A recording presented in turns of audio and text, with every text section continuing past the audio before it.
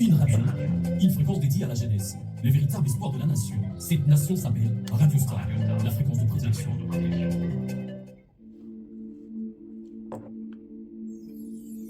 Les bontés de l'Éternel ne sont pas épuisées. Ses compassions ne sont pas à leur terme, car elles se renouvellent chaque matin. Alors il est temps que tu t'élèves, Seigneur. Et papa.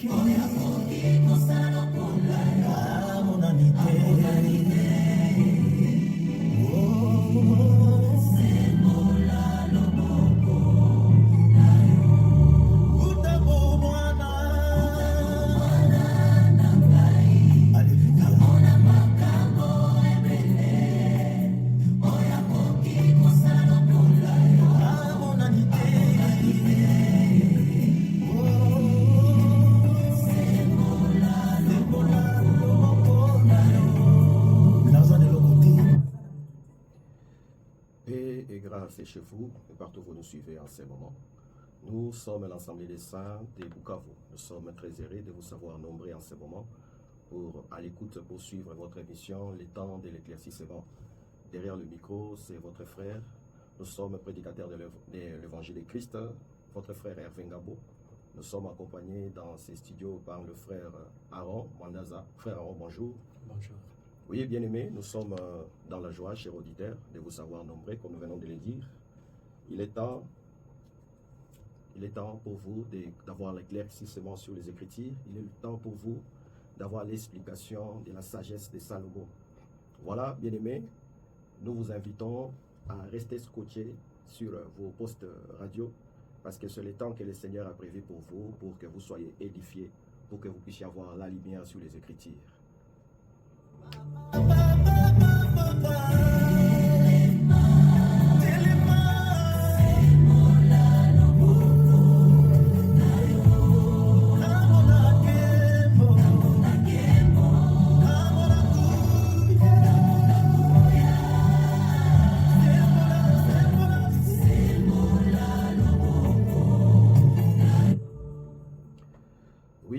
Chers auditeurs de la Radio Star, nous disons encore que la paix, la grâce du Seigneur reçoit votre partage. Comme nous l'avions dit, c'est le temps de l'éclaircissement, votre émission que nous avons lancée depuis le lundi de cette semaine. Et là, nous sommes à notre deuxième production et nous disons que le Seigneur ne manquera pas de vous bénir. Nous savons que vous avez été bénis richement lors de notre première intervention de ce lundi passé et nous croyons qu'aujourd'hui encore, le Seigneur a réservé de bonnes choses pour vous. Voilà, bien-aimés, sans plus tarder, nous allons ouvrir nos Bibles. Nous sommes dans les livres de Exode. Exode chapitre 22. Le verset 2 à 3. Nous lisons au nom de Jésus-Christ. Si le voleur est surpris dérobant avec infraction et qu'il soit frappé et meurt, on ne sera point coupable de meurtre envers lui. Mais si le soleil est levé, on sera coupable de meurtre envers lui. Il fera restitution. S'il n'a rien, il sera vendu pour son vol. Amen. Voilà, bien-aimés, les textes que nous avons exploités les lundis. Et là, nous avons développé un thème na pale tulikuwa tunazungumzia juu ya que mana nous avons intitulé le lever du soleil. ambao tuliita kuamka kwa jua. Nous avons fait voir au peuple de Dieu Tulionyesha taifa la Mungu que lorsque nous faisons la lecture de ces textes, wakati tunafanya usomi wa hili Exode chapitre 22, kutoka le 22 verset 2 à 3, verse yake ya pili na ici il tatu. s'agit de la loi de Moïse. Hapa ni sheria ya Musa Et la loi stipulait ceci, na sheria ilikuwa nasema que hivi, si le voleur est attrapé la nuit kama mwizi akishikwa usiku en flagrant délit, na akiiba, celui qui le tue ambaye anayemuua ne sera pas tenu coupable d'un meurtre. hatakuwa muuaji juu yake. Par contre, Lakini kinyume, si le soleil s'élève, jua ikisimama, si on le tue, wakimuua, celui qui le tuera aliyemuua sera tenu coupable de meurtre. atakuwa muuaji. Alors juu qu'est-ce yake. qu'il se fera? Kitu gani kitafanyika? Au lever du soleil, Jua ikishamuka, le voleur restituera seulement le bien qu'il a volé. mwizi atarejesha tu vitu C'est alivyoviiba. ici que nous avons fait voir au peuple de Ni Dieu hapo tukaonyesha taifa la que Mungu. ici il faut considérer des temps. Hapa inabidi kuzingatia nyakati Il mbili. y a le temps de la nuit Kuna nyakati ya où usiku le voleur est tué sans miséricorde. ambapo mwizi atauawa bila huruma, Par contre, lakini au lever du soleil, jua ikishamuka, là le voleur,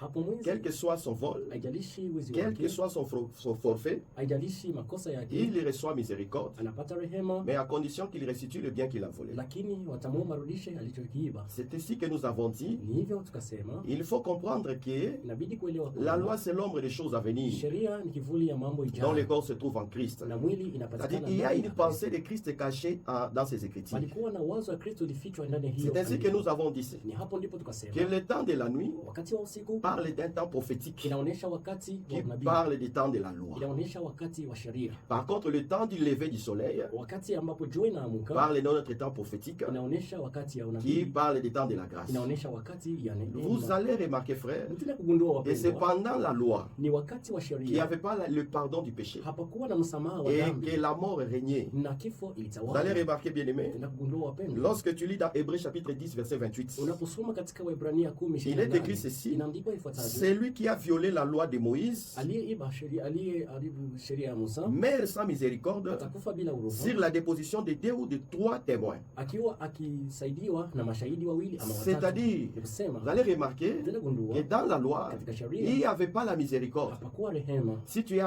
as violé la loi, Kama umekataa tu sheria étais directement sanctionné ulikuwa unahukumiwa et la mort suivait. na kifo C'est-à-dire, ilifuatilia. pendant la loi, Kusema wakati wa les sheria péchés régnaient. dhambi ilitawala. Et c'est ainsi que nous avons fait voir au peuple de Ni Dieu hapo tukaonyesha taifa la que vous Mungu, allez remarquer, kama mtaelewa, pendant qu'il fait nuit, wakati ni usiku, la terre dunia est éclairée par la lune et les étoiles. inaangaziwa na mwezi C'est na ainsi nyota. que nous pouvons faire savoir au peuple de Ni Dieu. hapo tunaweza kuonyesha Nous taifa la pouvons dire Mungu, autrement tunaweza sema kwa que kusema quand nyingine, la lune et les étoiles éclairent, wakati mwezi na nyota zinaangaza c'est le temps où il n'y a pas la miséricorde. ni wakati ambapo hapana C'est le rehema, temps où la mort règne. ni wakati ambapo kifo Mais inatawala. quand le soleil éclaire la terre, Ila wakati jua inaangaza là dunia, nous voyons la grâce. hapo tunaona C'est comme rehema. ça que nous avons Ni dit, hapo tukasema le temps du lever du soleil, wakati jua c'est inapoamuka le temps de la grâce. ni wakati wa neema, Parce que là, kwa maana le hapo voleur obtient miséricorde. mwizi anapata rehema. Or, bien aimé, Na sasa mpendwa, pendant ce temps de la grâce, wakati ule wa neema, ce qui nous apporte la grâce, kinachotuletea la neema, miséricorde, rehema, la vie, uzima, au fait, c'est le soleil. ni jua, C'est la présence du ni soleil. uwepo wa Et nous jua. avons fait voir au peuple de Dieu Tukaonyesha taifa la que le Mungu soleil qui nous apporte la grâce, kwamba jua inayotuletea neema c'est le Seigneur de gloire Jésus-Christ. Bwana wa utukufu Yesu Kristo. Est-ce qu'on est ensemble? Tuko pamoja, Est-ce qu'on est ensemble? tuko pamoja. Donc vous remarquez, bien aimé, Utaendelewa wapendwa, le temps du lever du soleil wakati jua inaamka marque le temps de la grâce. inaonyesha wakati wa neema. Parce que vous allez remarquer, Utaenda kuona il est écrit ceci inaandikwa dans ifuatavyo Jean chapitre 1er, katika Yohana wa le kwanza verset 17, verse ya que 17 la loi kwamba sheria a été donnée à Moïse, ilipewa kwa Musa, mais la grâce et la vérité lakini neema na sont ukweli venues par le Seigneur de gloire Jésus. zimetokea kwa Bwana wetu Or, Yesu Kristo. Jésus, comme la grâce, Sasa Yesu kama c'est lui neema, la lumière, yeye ndiye nuru, c'est lui le soleil, yeye ndiye jua, c'est lui le pardon du yeye péché, ndiye msamaha wa c'est dhambi, lui qui accorde la vie. yeye anayepana uzima. Par contre, pendant la nuit, Kinyume usiku nous avons la présence de la lune tuna uwepo wa mwezi et les étoiles. na Nous nyota. t'avons montré que la lune et les étoiles Kabisa kama mwezi na nyota parlent des prophètes, zinaonyesha les manabii, prophètes de l'ancienne alliance. manabii wa agano La la lune, kale. c'est Moïse, Mwezi ni Musa et les étoiles, na nyota c'est tous les prophètes de l'ancienne alliance qui ont prophétisé dans Moïse. na manabii wote waliotabiri chini ya Musa. Parce que si vous lisez Unaposoma Ésaïe chapitre 49 verset 6, Isaya 49 mstari wa 6, vous lisez encore Ésaïe 8 verset 18, unasoma tena Isaya 8, vous allez remarquer que 8. le prophète Tena kuona kama nabii, sont présentés comme des lumières. manabii wanaonekana kama nuru, Et la lumière que les prophètes donnaient, na nuru ambao manabii walipana c'était les renseignements. ilikuwa ni Parce mafundisho. que si vous lisez dans Unaposoma Proverbe chapitre 6 verset 23, katika Methali 6:23, Proverbe 6 verset 23, 23 la Bible dit ceci, Inasema hivi. le précepte est une lampe aseme agizo ni nuru, et l'enseignement une lumière. aseme mafundisho nao ni nuru, C'est-à-dire l'enseignement c'est la lumière. asema mafundisho ni Et nuru, les prophètes comme des lampes, na manabii kama mataa. la lumière qu'ils ont donnée, Mwanga waliopana c'est la loi. ni sheria. Or cette loi-là Hiyo ne sheria pouvait pas justifier l'homme haingeli kwa mtu du péché, kutoka mais dhambi, au contraire, lakini cette loi-là condamnait l'homme hiyo sheria ilikuwa na hukumu mtu et par là la mort. na kuleta Mais la mauti. présence du Seigneur de gloire Jésus-Christ, Lakini uwepo wa Bwana wetu Yesu c'est ce Kristo qui nous apporte la ni vie. kile kinachotuletea Et nous avons uzima. fait voir au peuple de Dieu Tukaonesha taifa la Mungu qu'aujourd'hui, kama nous leo sommes au temps des levées du soleil. tuko nyakati ambapo jua Autrement dit, nous linasimama. sommes au temps de la grâce. Tuko kwa wakati ya Parce que neema, le Seigneur, c'est lui le véritable soleil. kwa maana Bwana ndiye jua ya Malachie kweli. chapitre 4 verset 2, Malaki sura yake ya 4 mstari wa 2, Matthieu chapitre 17 verset 2, Mathayo 17 mstari wa il est 2 présenté le Seigneur Jésus comme le soleil. inaonesha Yesu Kristo kama vile Vous allez remarquer, jua. même Tena ce jour-là, kuona hata hiyo siku lors de sa transfiguration, wakati alipobadilika, la Bible dit que son visage resplendit comme le soleil. Biblia inasema sura yake ikangaa kama jua. Donc vous comprenez ici, Tena kutazama le hapa, temps où le voleur est condamné, wakati ambapo mwizi anahukumiwa, parlait seulement du temps de la loi, inaonesha tu wakati wa sheria, parlait seulement du temps où la mort et le péché régnaient, inaonesha wakati ambapo kifo na dhambi le temps de vilitawala. la nuit. Ni wakati wa usiku. Mais au lever du soleil, Lakini jua linapoamka c'est le temps de la ni grâce. wakati wa neema. Voilà pourquoi Ndio sababu nous sommes allés avec toi tukaenda pamoja dans nawe Jean chapitre 8. katika Yohane 8, Nous t'avons montré ceci. tukakuonesha Un hivi. jour, on a amené à Jésus une femme, Siku moja wakamletea Yesu mwanamke, une femme adultère. mwanamke mzinzi, Elle était amenée auprès de Jésus akaletwa kwa Yesu par des scribes et des pharisiens. na maandishi na Et mafarisayo. lorsqu'ils ont apporté cette femme, Walipoleta huyo ils ont dit mwanamke, à Jésus, wakasema na la Yesu, loi nous a dit, sheria imetuambia, Moïse nous a dit Musa que alituambia cette genre de femme wanawake kama na hawa mérite qu'elle soit lapidée, wanaitwa kupigwa mawe, mérite la mort. wanastahili Et kifo. toi, que dis-tu? Na wewe unasema nini? Alors Jésus dit ceci, Alafu Yesu il akasema, leur a dit ceci, akawajibu que hivi, celui qui n'a jamais péché ambaye hajafanya soit dhambi le premier à jeter la pierre sur cette femme. au wa kwanza kutupa mawe La juu Bible ya dit ceci, mwanamke. quand le Seigneur dit ainsi, Biblia inasema wakati il Yesu fut alisema touché hivi, dans leur conscience. wakaguswa kwenye fikra Et zao, l'un après l'autre, mmoja baada ya du mwingine, plus âgé kuanzia au mkuu dernier, mpaka mdogo, ils s'écartaient wakaanza ondoka et laissèrent la femme. na wakacha Et Jésus mwanamke. dit à la femme, Na Yesu où akamwambia sont ceux mwanamke, qui te condamnaient? ni wapi waliokuhukumu? Jésus va dire à la femme, Yesu akamwambia yule va mwanamke, et ne pêche plus. nenda na usifanye dhambi Remarquez tena. bien aimé, Tazama les mpendwa, scribes et les pharisiens, waandishi na quand ils sont mafarisayo venus, wakati ils walikuja, sont venus brandissant Moïse. walikuja kuonesha Musa, C'est-à-dire, kusema auprès de Moïse, kwa Musa il n'y a point la hakuna miséricorde. huruma. Mais quand ils sont venus vers Jésus, Lakini wanaporudi kwa remarquez Yesu, qu'ils sont venus le matin. walikuja njoo Or, asubuhi. le matin, Unapoona c'est le temps du asubuhi lever du ni soleil. wakati jua inaamka, C'est le temps de la grâce. ni wakati wa Voilà neema. pourquoi quand cette femme a rencontré le Seigneur, Ndio wakati huyo mwanamke elle alimkutana na a Bwana obtenu directement grâce. akapata neema. Voilà pourquoi je vais te dire Ndio kwa aujourd'hui, maana nakwambia je vais leo, encore te dire bien aimé, nitakwambia tena mpendwa, qu'aujourd'hui, kama leo nous sommes au temps de la grâce. tuko kwa wakati Quel wa que soit neema. le péché que tu as commis, Haijalishi dhambi quelle ulifanya, que soit ta faute, haijalishi makosa si yako, tu rencontres le soleil, unapokutana na si jua, le soleil s'élève dans ta vie, kama jua inainuka si tu maishani mwako, rencontres le Seigneur de gloire Jésus-Christ, unapokutana na Bwana utukufu Yesu il Kristo, va t'accorder la miséricorde. atakupatia rehema. Parce qu'auprès du Kwa Seigneur, maana kwa nous Bwana avons le pardon du péché. tunayo msamaha wa dhambi. Aujourd'hui, il n'est plus question de te condamner. Leo hapana tena Il n'est kukuhukumu, plus question de charger ta conscience d'un péché. hapa tena hapana kukumbusha dhambi Parce que nous zako, sommes au temps de la grâce. kwa maana tuko kwa Mais wakati wa bien neema. aimé, Lakini la mpendwa, grâce ne justifie pas les péchés. neema haifanyi Mais dhambi, la grâce pardonne les ila péchés. neema inasamehe Voilà dhambi. pourquoi le Seigneur a dit, Ndio kwa maana Yesu va et alisema, ne pêche plus. nenda na usifanye dhambi tena. Aujourd'hui, nous t'apportons un message de grâce. Leo tunakuletea habari ya Quel que neema. soit le péché que tu as commis, Haijalishi dhambi que ulifanya, le diable ne te charge pas, shetani qu'il ne charge asikutie, pas ta conscience. asikujaze katika Quelle que soit la moyo wako. grandeur du péché, Haijalishi makosa, si tu viens à dhambi, Jésus, unaporudi kwa Yesu tu obtiendras miséricorde. utapata rehema. Cette femme méritait la mort. Huyo mwanamke alistahili kifo, Elle méritait la lapidation alistahili kupigwa mawe d'après Moïse. kulingana na Musa. Mais je vais te Ila dire, nitakwambia auprès de Jésus, karibu na Yesu elle a obtenu miséricorde. akapata rehema. Il se peut bien aimer Pengine mpendwa, qu'il y a des gens qui te condamnent, pana watu qui wanaokuhukumu, te rappellent toujours le mal que tu as fait. wanaokupatia kumbukumbu ya dhambi Mais je vais te ulizofanya. Ile dire, nitakwambia, auprès du Seigneur, karibu na Bwana il y a le pardon. pana Quand msamaha. tu rencontres la lumière, Unapokutana na nuru, quand tu rencontres le Seigneur de gloire Jésus, unakutana na Bwana mtukufu Yesu il Kristo, t'accorde le pardon du péché. anakupatia Vous msamaha. allez remarquer, bien aimé, Tena kuona le wapendwa, Seigneur était comme un avocat pour cette Bwana femme. alikuwa kama vile mtetezi kwa C'est-à-dire, ajili ya il est mwanamke. venu défendre celui qui était dans le mal. Akakuja kumtetea aliyekuwa katika Aujourd'hui, le makosa. Seigneur te dit aussi, Leo pia Bwana quels Yesu que soient les anakuambia, péchés que tu as commis, ajalishi dhambi ulizozifanya, il te pardonne. Il n'en ameshakusamehe. tient pas compte, Ajali tena, mais va et ne pêche lakini plus. nenda. Remarque bien aimé, Tazama 1 mpendwa, Jean chapitre 2, Yohana wa kwanza sura ya pili, il est dit ceci, inaandikwa mes hivi: petits enfants, watoto wangu, je vous écris ces choses nawaandikia vitu hivi afin que vous ne péchiez point. ili msifanye dhambi. Donc tena. l'évangile, quand ça vient, Wakati injili c'est pour que inatokea, l'homme se débarrasse du ni péché. kwamba mtu C'est ajitenge na pour que les dhambi, voleurs restituent le bien qu'il a ni volé. ili mwizi arudishe alivyoviiba. Et il est écrit ceci, Na inaandikwa et hivi: si quelqu'un a péché, na kama mtu alifanya c'est-à-dire dhambi, si tu as péché dans le passé, kama ulifanya dhambi kwa wakati nous uliopita, avons un avocat tunaye mtetezi auprès du Père. karibu na Baba, Jésus-Christ est le juste. Yesu Kristo mwenye haki. Je vais te dire, bien aimé, Nitakwambia mpendwa, que tu as un avocat. unaye mtetezi Pour tous les péchés que tu as kwa commis, dhambi zote tu as ulizozifanya, un avocat. unaye Ce mtetezi. que tu dois faire, Utafanya nini? c'est de te repentir. Ni kutubu. C'est comme ça dans la loi. Ni vile katika Quand les sheria, voleurs étaient attrapés le jour, wakati mwizi on ne alishikwa les condamnait pas, mchana mais on hawakumhukumu, lui demandait seulement de restituer. lakini walimuomba Oh, arudishe. cette restitution, Sasa hiyo marejesho, c'est ça le pardon du hiyo péché. ndio msamaha wa dhambi. Est-ce qu'on est ensemble? Tuko pamoja? Est-ce que vous aimez l'évangile? Unaipenda injili? L'évangile de la grâce. Injili ya neema, L'évangile qui te réconcilie avec ton injili Créateur. inakupatanisha na Muumbaji L'évangile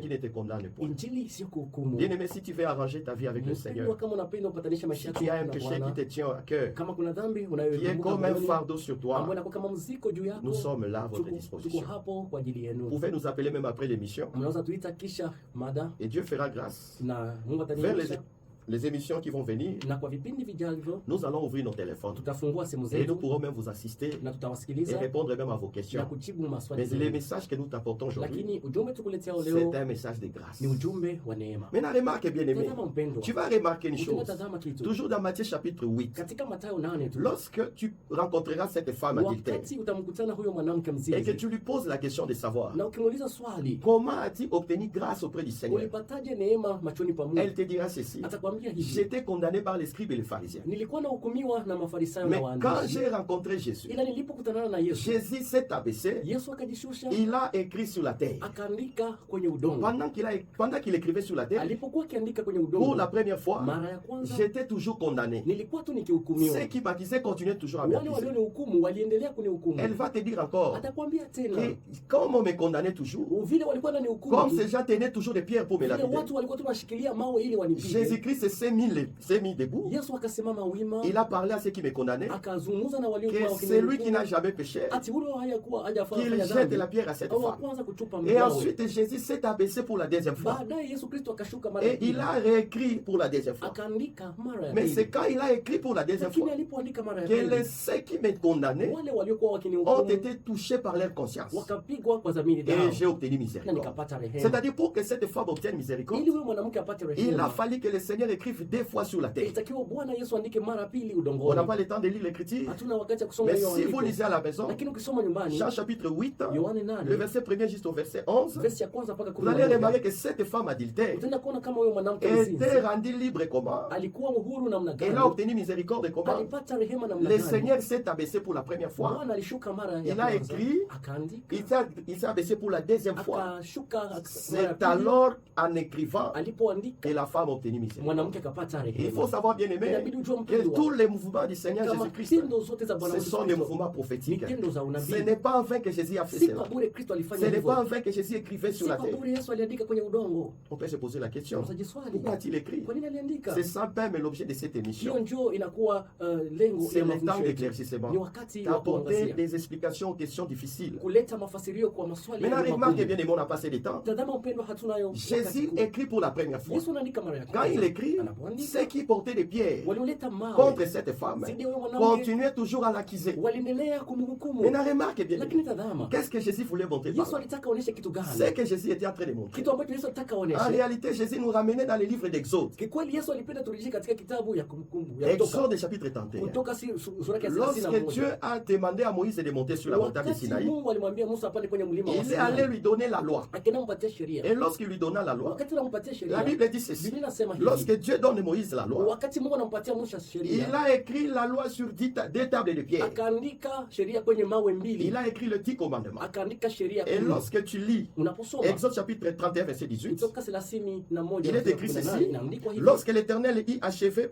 de parler à Moïse Wakati sur Mungu la montagne de Sinaï, alimaliza kuzungumza na Musa kwenye mlima wa Sinai, il lui donna les deux tables de témoignage, akampatia hiyo mawe mbili ya ushuhuda tables de pierre, ambayo ni mawe écrites du doigt de Dieu. inaandikwa na kidole cha Mungu. C'est-à-dire quand le Seigneur a donné la loi, Ukisema wakati Mungu alipana quand il a sheria, donné les 10 commandements, wakati alipana qui sheria 10 symbolisent la loi, inayowakilisha le sheria, Seigneur avait écrit. Bwana aliandika. Or, la loi là Hiyo sheria représentait l'ancienne alliance. iliwakilisha agano la kale. Or, vous allez remarquer, Na mtenda quand kutazama, le Seigneur écrit wakati Bwana anaandika sur la terre, juu ya udongo, cette femme est condamnée. huyo mwanamke anahukumiwa. C'est-à-dire pendant l'ancienne alliance, Kusema wakati wa agano nous la étions kale toujours condamnés par nos péchés. tulikuwa tu tunahukumiwa ndani ya dhambi On zetu, n'était pas justifiés. hatukuwa huru. Mais vous allez remarquer, Lakini tena kuona Jésus n'a pas seulement écrit une fois, Yesu hakuandika tu mara ya mais il kwanza, a écrit aussi pour une deuxième fois. akaandika mara Mais ya quand kwanza. il écrit pour la deuxième fois, Lakini anapoandika mara la ya Bible pili, signale que ceux qui accusaient cette femme Biblia inahakikisha kama waliokuwa yule furent mwanamke touchés dans leur conscience. wakapigwa kwenye dhamiri zao. C'est ici que nous te disons Ni hapo que tunapokuambia le Seigneur, kama Bwana pour sauver, ili aokoe il a écrit aussi des fois. aliandika mara pili. La première fois, Mara ya kwanza c'était la loi dans l'ancienne alliance. ilikuwa sheria katika agano la Et zamani, la deuxième na fois, mara ya pili c'était pendant le temps de la grâce. ilikuwa ni wakati wa neema. Parce que pendant ce temps de la grâce, Wakati huu wa neema le Seigneur écrit. Bwana anaandika. Mais il écrit comment? Anaandika namna Dans cette gani? nouvelle alliance, Katika hii agano il jipya, écrit dans nos cœurs. anaandika ndani ya Voilà mioyo pourquoi yetu. ceux qui condamnaient cette Ndio femme, kwa maana wale waliohukumu huyo mwanamke, lorsque le Seigneur a écrit pour la deuxième fois, wakati Bwana aliandika mara la ya Bible pili, signale qu'il fut touché dans leur conscience. Biblia inashuhudia kama wakashikwa kwenye dhamiri Parce zao. que pour cette dispensation, Kwa maana kwa hii il n'est plus wakati question de te sio condamner. tena wakati ya Non, kukuhukumu laisse les péchés.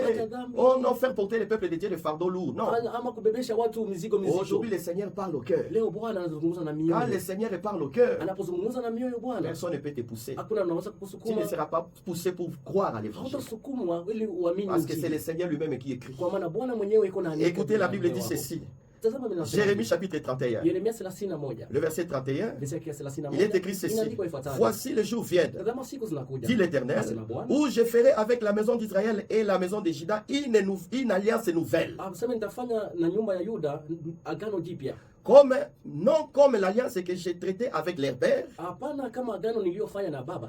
le jour où je les suscitais par les mains, Wakati ambapo nilikuwa na wainua kwa pour mkono les faire sortir du pays d'Égypte. ili kuwatoa katika nchi ya Misri. Alliance qu'ils ont volée, Agano walioiba, qu'ils ont violée, ambao waliokataa, quoique je fisse leur maître, dit l'Éternel. ambao mimi kama bwana wao. Écoutez bien aimés, mais voici l'alliance que je ferai avec la maison d'Israël. Tazama agano tafanya na nyumba ya Israeli. Après ces jours-là, dit l'Éternel, je mettrai ma loi au-dedans d'eux. Nitatia sheria yangu ndani mwao.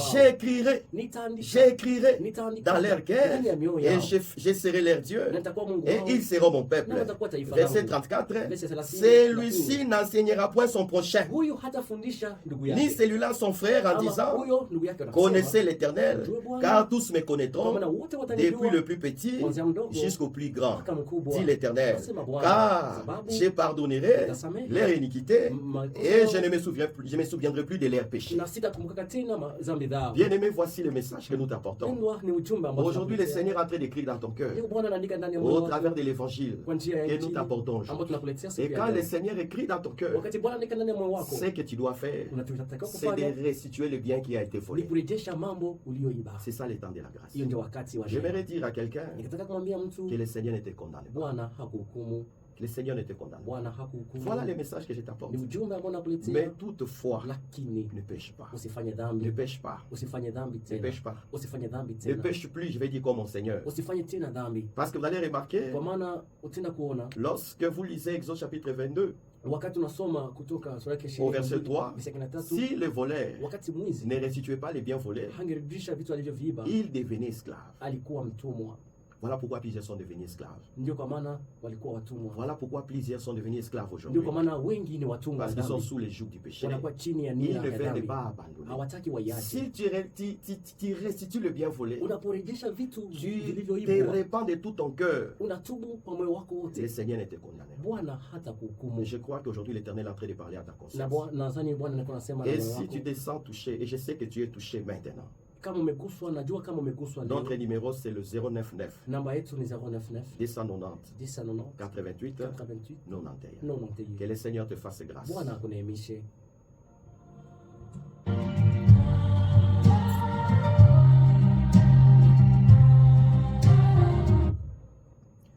Oui, bien-aimé, Mpendwa, c'était votre émission, kilikuwa kipindi chenu Les temps d'éclaircissement. nyakati ya kuangazia, Une émission produite par l'Assemblée des Saints de Bukavu. kipindi ambacho kimeletwa na kusanyiko la watakatifu. Nous vous donnons rendez-vous encore Tunawaita tena les lundis à 11h. siku ya kwanza pasa Le 5 Seigneur ne manquera pas de vous bénir. Bwana hata acha Nous kukubariki. sommes l'Assemblée des Saints de Bukavu. Tuko kusanyiko la watakatifu. Nous nous réunissons en Tunakusanyika ville hapa mjini Ibanda sur boulevard Lumumba, kwenye barabara juste Lumumba, l'immeuble qui se trouve en face de Kitty Bank, usoni na nyumba inayopatikana kwenye au na- deuxième étage. Bank. Nous Juu ya sommes etage. là chaque jeudi et mardi Tuko pale kila siku ya pili na siku ya de nne 15h30 à 17h. kuanzia 15h30 mpaka Et 17h. les dimanches, nous nous réunissons Na siku ya Jumapili tunakusanyika de 9h kuanzia saa 3 à 12h. mpaka saa Nous 6. sommes aussi Tuko à Bouolo, Pale Bouolo. Bouolo à côté du marché des carrières, karibu na soko ya Carrière, mais aussi à Tiriri. pale Chiriri kitu kimuno karibu na nyumba ya Panano. Nous disons que le Seigneur vous bénisse. Tunasema Mungu awabariki. C'était votre frère Hervé Ngabo, Alikuwa ndugu yenu Hervé Ngabo, accompagné du frère Aaron. alisindikizwa na ndugu Paix Haruni et grâce Mwangaza. dans vos maisons.